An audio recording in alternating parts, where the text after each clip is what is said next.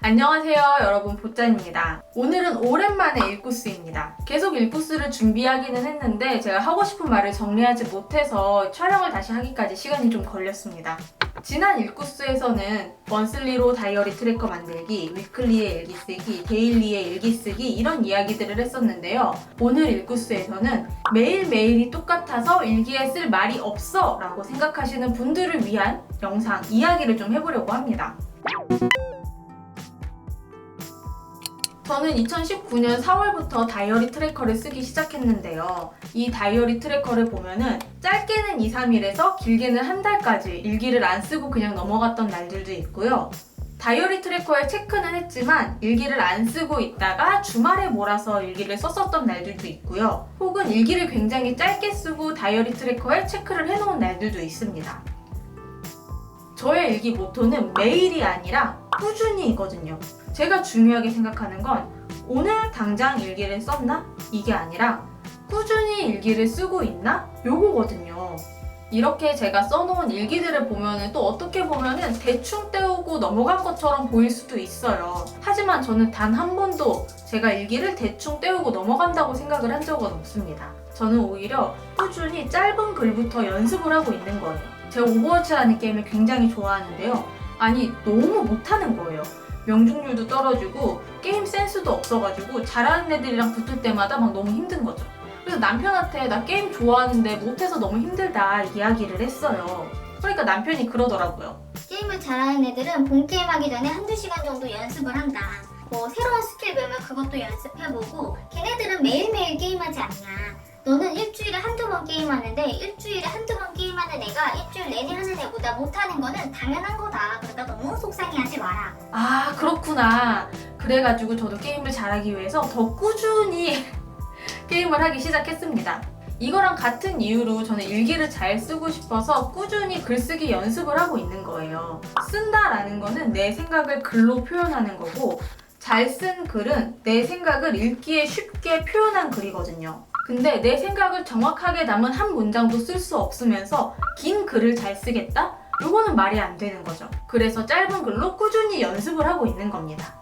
다시 말하지만 오늘 영상은 일기 잘 쓰는 방법에 대한 이야기가 아니라 매일매일이 똑같아서 일기에 쓸 말이 없어 라고 고민하시는 분들을 위한 일기 꾸준히 쓰는 방법입니다.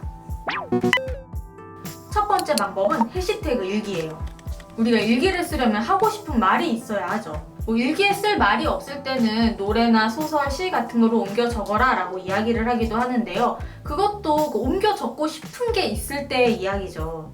그래서는 내가 하고 싶은 말을 주제라고 하는데요. 주제를 해시태그로 먼저 적어놓고 이것에 대한 이야기를 밑에 짧은 글로 정리를 하는 거예요. 2월 21일 금요일 일기는요. 넷플릭스에서 굿플레이스와 오렌지 is the 뉴 블랙을 한창 재미있게 보고 있었을 때의 감상이고요. 2월 22일 토요일 아이패드로 다이어리 꾸미기 콘텐츠에 대해서 고민을 할 때의 일기입니다. 4월 13일부터 17일까지 한 주 내내 위클리에 해시태그 일기를 쓴 적도 있습니다. 두 번째 방법은 체크리스트 일기입니다. 오늘 있었던 일이나 해야 하는 일들을 번호를 붙여서 정리하는 거예요. 매일매일이 똑같아서 일기에 쓸 말이 없다라는 건 일기에 쓸 만한 특별한 일이 없다라는 뜻이잖아요. 그런데 일기는 어떤 특별한 일을 적는 게 아니라 그냥 우리 주변에서 있었던 사소한 일을 적는 거란 말이죠. 그래서 이 체크리스트를 통해서 우리 주변에 있는 일, 내 주변에서 벌어진 일, 내가 생각했던 것 등등 사소한 글감을 모아보는 거예요. 2월 8일 토요일의 일기는요. 열심히 편집한 만큼 아쉬웠던 영상이라서 좀 반대로 생각을 해보기로 했습니다. 잘한 점들을 번호 붙여서 정리해보았고요. 4월 29일의 일기는 해야 하는 일들에 번호를 붙여서 정리했던 거예요.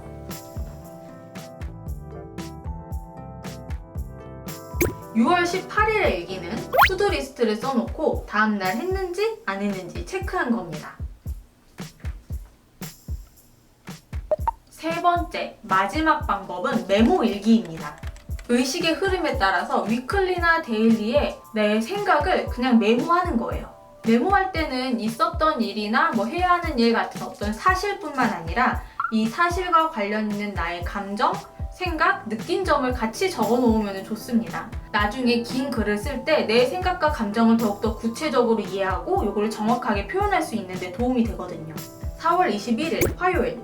여기에는 위클리 한 주간 체크해야 할 일정을 메모해 놓은 거고요.